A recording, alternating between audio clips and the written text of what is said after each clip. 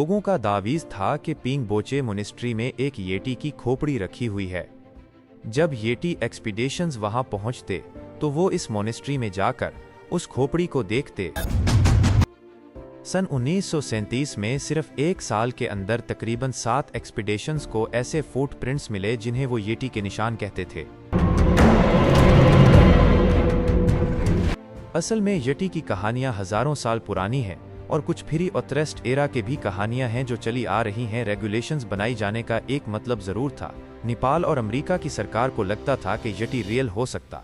America वापस लौटने के बाद डॉम सिंह ने कहा कि शायद 3 तरह के येटी, एक सुपर नेचुरल और 2 रियल। ये मानते थे कि ऐसा कोई चीज एग्जिस्ट नहीं करता है, लेकिन 1986 की एक शाम को कुछ ऐसा हुआ जिसने उनकी चीज को खुला है।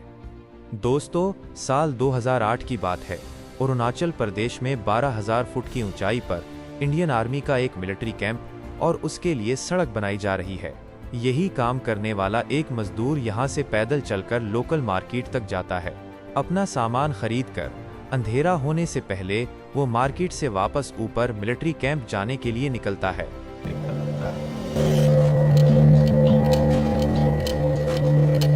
कई घंटे गुजर जाते हैं लेकिन वो वापस मिलिट्री कैंप तक पहुंचता नहीं है। पूरी रात भर उसका कोई नामो निशान नजर नहीं आता। अगले दिन एक लोकल आदमी उसी रास्ते पर अपने घोड़े के साथ गुजरता है और वो इस मजदूर को रास्ते के किनारे बैठा हुआ देखता है। बहुत ही अजीब तरीके से बैठा हुआ था। उसे लगा कि ये मजदूर शायद शराब पीकर बैठा है। वो इस मजदूर की तरफ आवाज लगाता है लेकिन कोई जवाब नहीं आता। धीरे धीरे जब वो करीब जाता है तो अचानक देखता है कि इस मजदूर की तो गर्दन कुटी हुई है और ये सांस भी नहीं ले रहा, लेकिन उसके मोबाइल फोन और पैसे वहीं बिखरे हुए थे।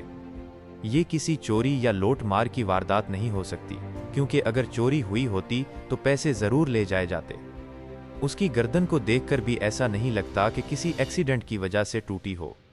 अगर हादसा पेश आया होता तो वो जमीन पर गिरा हुआ मिलता, लेकिन यहाँ तो वो बड़े ही अजीब तरीके से बैठा हुआ था। पूरी बॉडी पर किसी और चीज का कोई निशान नहीं था, सिर्फ गर्दन टूटी हुई थी।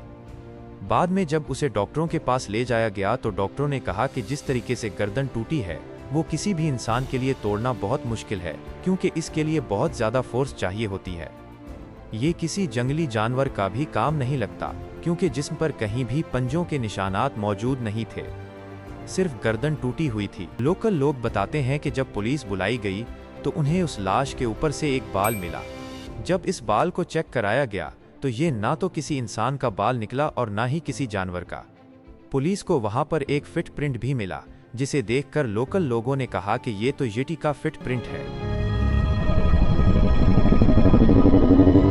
लोकल लोगों का कहना था कि जिस जगह पर यह सड़क बनाई जा रही थी वो दरअसल एक ऐसा इलाका है एक येटी घूमता है, और उनका मानना था कि उसी येटी ने उस मजदूर को मारा। अब इस वाक़े से तकरीबन 11 साल आगे बढ़ते हैं।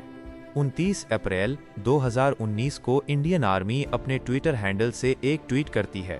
पहली बार Indian army mountaineering expedition team ने इस मैथिकल बेस्ट येटी के पुरस्कार फुटप्रिंट्स देखे हैं। ये फुटप्रिंट्स 32 आंच लंबे और 15 आंच चौड़े थे। ये 9 अप्रैल 2019 को नेपाल के मकालू बेस कैंप के पास देखे गए थे। बताया गया कि इससे पहले येटी को सिर्फ इसी मकालू बारू नेशनल पार्क में देखा गया है।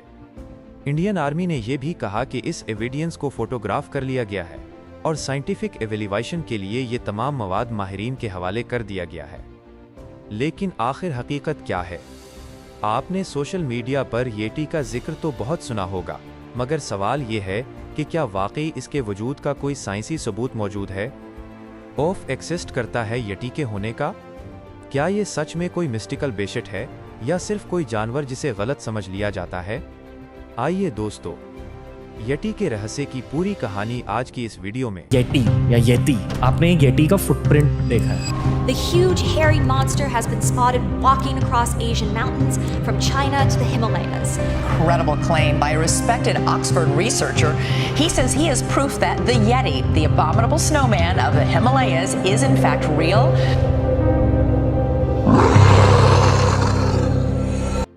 येती की सबसे फेमस कहानियां 1991 की हैं। उस वक्त ब्रिटिश माउंटेनियर एरिक शेफ्टन और उनके साथी surgeon Michael board mount Everest पर चढ़ाई करने के लिए एक ऑल्टरनेटिव रास्ता ढूंढ रहे थे। तभी उन्हें मैनलम ग्लेशियर पर बर्फ के बीच पैरों के निशान दिखाई देते हैं, जो 13 इंच लंबे और 8 इंच चौड़े थे।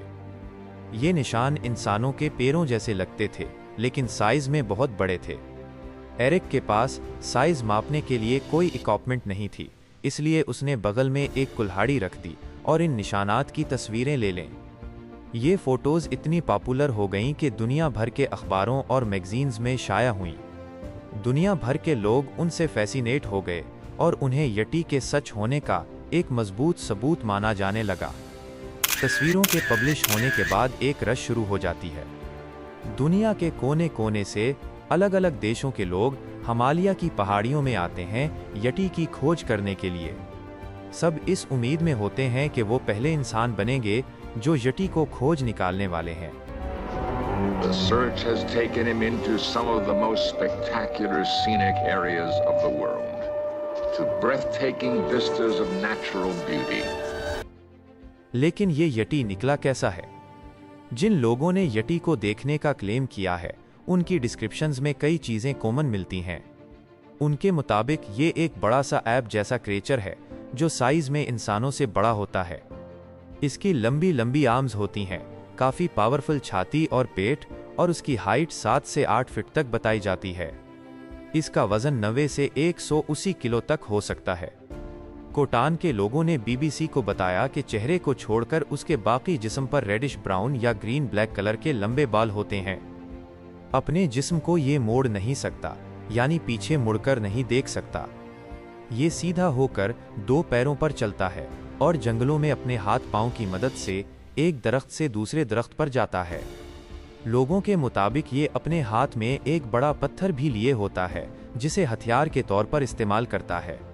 भूटान के लोग जो यटी पर यकीन रखते हैं, उनका कहना है कि आम तौर पर यटी अकेले या जोड़ों में दिखाई देता है। बहुत ही कम मौके पर यह ग्रुप्स में नजर आता है। ये एक दूसरे से सीटी बजाकर कम्युनिकेट करते हैं और उनसे बहुत ही बदबूदार स्मेल भी आती है। कभी कभी ये मुस्कुराते हैं और अजीब अजीब आवाजें भी निकालते हैं। उनका दुखना बुरे वक्त और मौत की निशानी समझा जाता है। कहानियों के मुताबिक यटी इंडिया, भूटान, नेपाल और तिब्बत के हिमालयी इलाकों में पाया जाता है, खासकर नेपाल और तिब्बत में। ये बर्फीले इलाकों में रहता है कि यटी का जिक्र हमें 800 साल पुरानी चीजों में भी मिलता है। यटी लफ्ज का ओरिजिन भी तिब्बती ज़बान से ही हुआ है।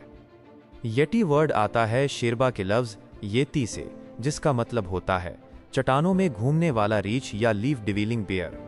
मनी काबोंग, जो तिब्बत की एक पुरानी सांस्कृतिक और रिलीजियस ट्रेडिशन है, उसमें इंसानों और यटीज के दरमियान कनेक्शन का जिक्र मिलता है।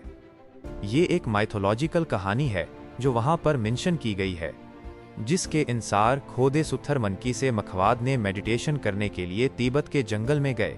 जब वो मेडिटेशन कर रहे थे तो उसी वक्त एक राक्षसनी की उन पर नजर पड़ी। इस राक्षसनी ने एक फीमेल बोधा का रूप धार रखा था। उसने मनकी से कहा कि वो उससे शादी कर ले, लेकिन मनकी ने जवाब दिया कि वो ब्रह्मचारी हैं।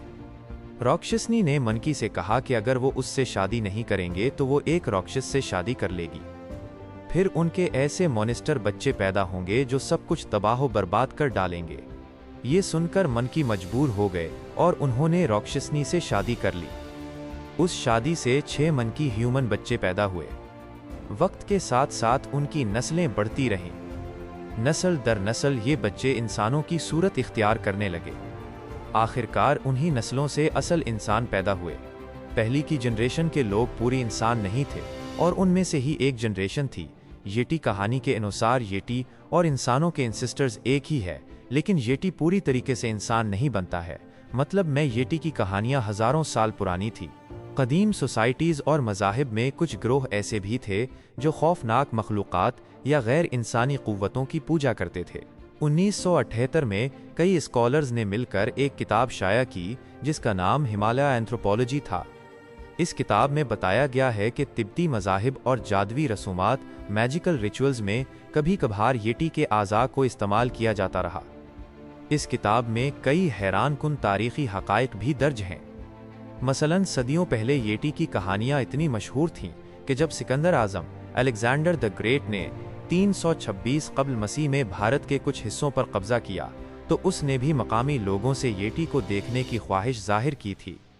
मकामी लोगों ने सिकंदर आजम को ये कहकर मना कर दिया कि येटी सिर्फ ऊंची बर्फानी पहाड़ियों पर जिंदा रह सकता है।